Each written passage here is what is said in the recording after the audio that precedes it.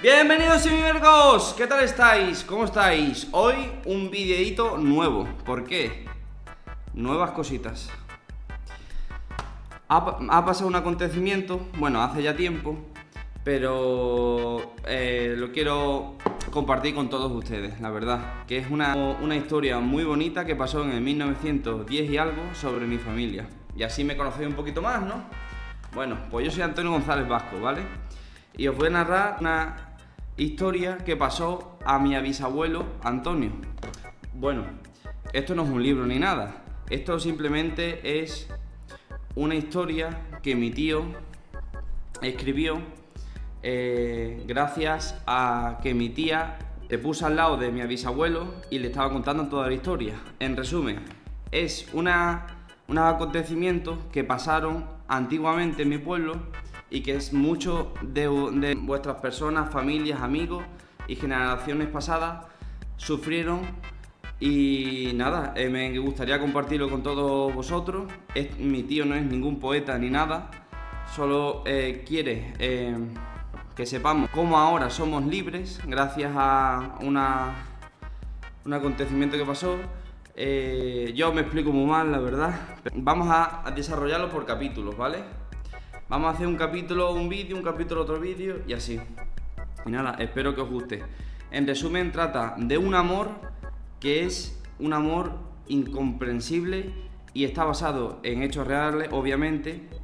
Y nada, espero que os guste, le deis un gran me gusta, que os suscribáis porque, no sé, es algo nuevo que estoy haciendo. Quería compartir lo que hizo mi tío escribiendo sobre, gracias a la ayuda de mi tía, no sé si me explico, pero hizo él un libro gracias a cómo mi tía escribía según la historia que le decía mi bisabuelo Antonio.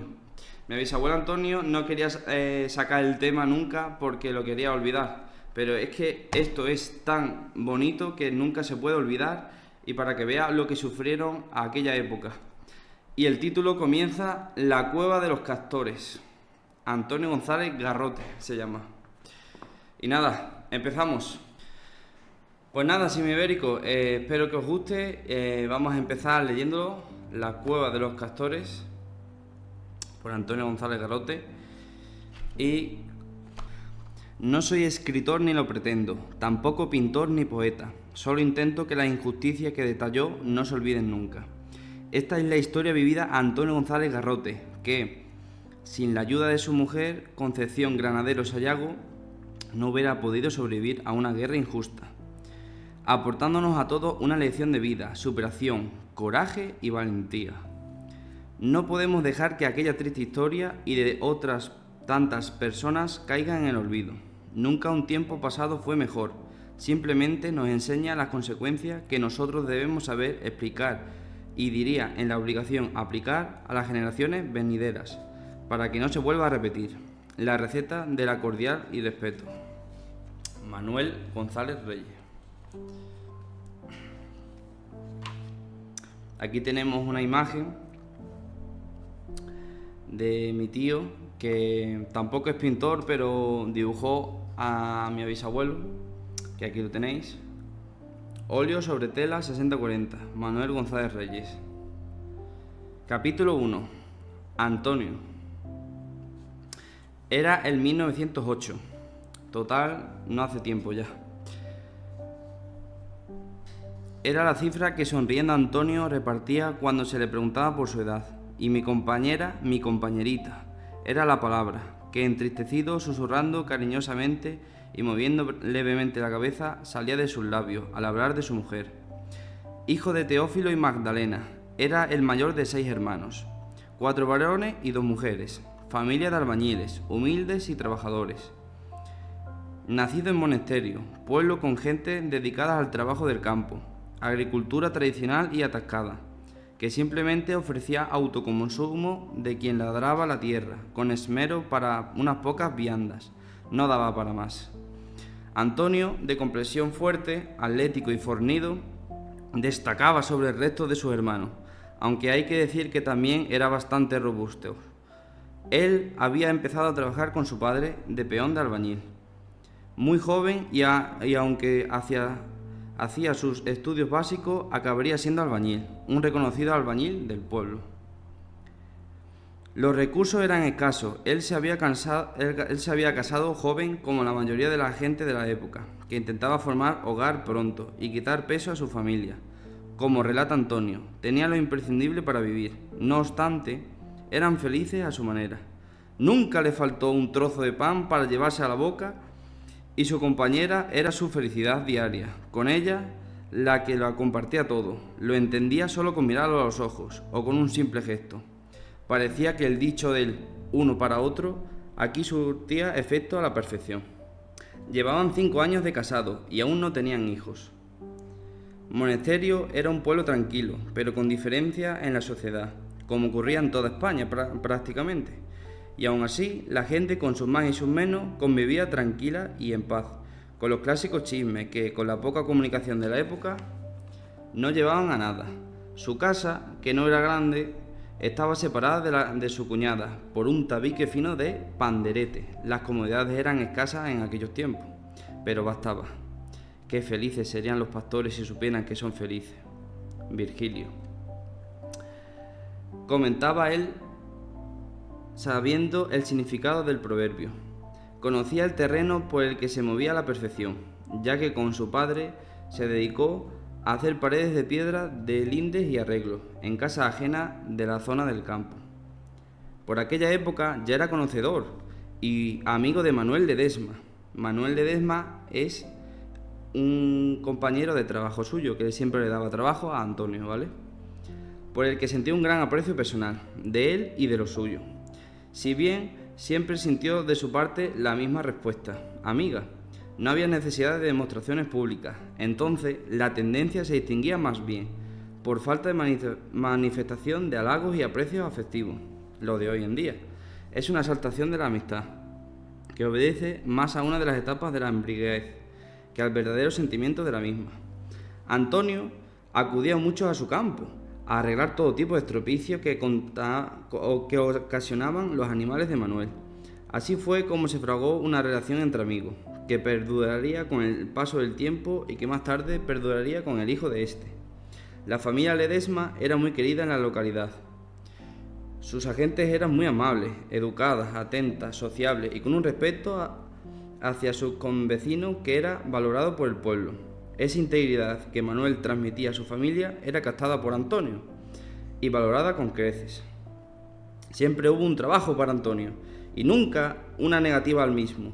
Ningún compromiso ataba a ambos, excepto el de la amistad. Entonces se trabajaba todo el año, menos un día que se aprovechaba para hacer alguna capuchilla, como él contaba irónicamente. La primavera del 36 iba a cambiar las vidas a muchas personas, que por ideologías políticas diferentes se verían enfrentadas. Antonio, de ideología de izquierda, como toda su familia, era poco dado a discusiones. Sin embargo, su forma liberal de ver las cosas y no jugar a nadie iba a enfrentarlo paradójicamente a una convivencia que sería desgastando con los años. Los próceres pro-republicanos del país, tanto de derecha como de izquierda, acordaron la formación de un gobierno provisional que estuviese presto para asumir el poder en cualquier momento y cuyo deber era la radical oposición al régimen oficial. Fallaron en un intento de pronunciamiento en diciembre de ese mismo año, por lo que todos sus esfuerzos lo dedicaron a las inminentes elecciones. Algunos de los participantes del llamado Pacto de San Sebastián fueron declarados en rebeldía y apresados, pero para cuando llegaron las fechas clave ya había sido declarado inocentes tras un accidentado juicio. El resultado de los comicios de abril fue sorprendente. Mientras que los monárquicos habían ganado en el mundo rural, las ciudades habían votado republicanos. El mismo rey fue consciente de la derrota y al día siguiente, 13 de abril, emite un comunicado según el cual el ejercicio del poder real quedaba suspendido. El 14 de abril de 1931 se proclamó la Segunda República Española, en un ambiente de fastuosa celebración. La mujer lograba ejercer su voto en el año 1933. En mayo se prolonga un decreto que regula las elecciones para diputados de la Asamblea Constituyente. A la mujer se le reconocía el derecho al sufragio pasivo, esto es, la posibilidad de ser elegida, muestra clara de afán integrador del nuevo sistema. El 14 de julio de 1931 quedaron inauguradas las Cortes Constituyentes, de cuya labor habría de surgir una nueva Constitución. En fin, esto es un resumen, no tiene nada que ver con... Esto es para que os enteráis de lo que pasaba en esa época. En ese momento pasado eso, ¿vale? Iban pasando los días y Monasterio, inmerso en la República, funcionaba con normalidad relativa, propio de situaciones cambiantes debido a la política del momento y a excepción de los típicos comentarios no contrastados por nadie. No había muchos altercados. En la actualidad se tergiversan los hechos reales. En Monasterio fueron capaces de cambiarle de chaqueta hasta la Guardia Civil, pudiendo así engañar al lector de hoy. Pero nunca podrían engañar a las sensaciones de aquellas personas que se vieron envueltas en esa masacre, que con toda seguridad solo provocaron lo que se levantan o pierden el miedo a una democracia, e imponiendo su vara verde. Todas aquellas personas que fueron y se comportaron de forma íntegra, lo siguieron siendo, y aquellos que imponían su diálogo también lo siguieron imponiendo. Sin embargo, sí hubo gente que en su diálogo era la opresión, porque así le interesaba a costa de cualquier cosa. Eran gente poco asertiva, que ponían su dedo imaginativo en el hombro de cualquier vecino que no gustase o interesase por su propio bien, o simplemente por no compartir su forma de pensar. Antonio era un hombre inteligente por necesidad. La vida, aunque joven, ya le había enseñado la capacidad de resolver muchas cosas, su destreza con el capote de la mano izquierda también le funcionaba. A la hora de no entrar en discusiones, solo quedaba esperar y que todo tomara un tiempo más lógico. Pero por desgracia, para todos no iba a ser así. Antonio, en aquella situación, repetía uno de sus lemas que le daría posteriormente muchos problemas: ni ignorancia ni miedo. Fin del capítulo 1.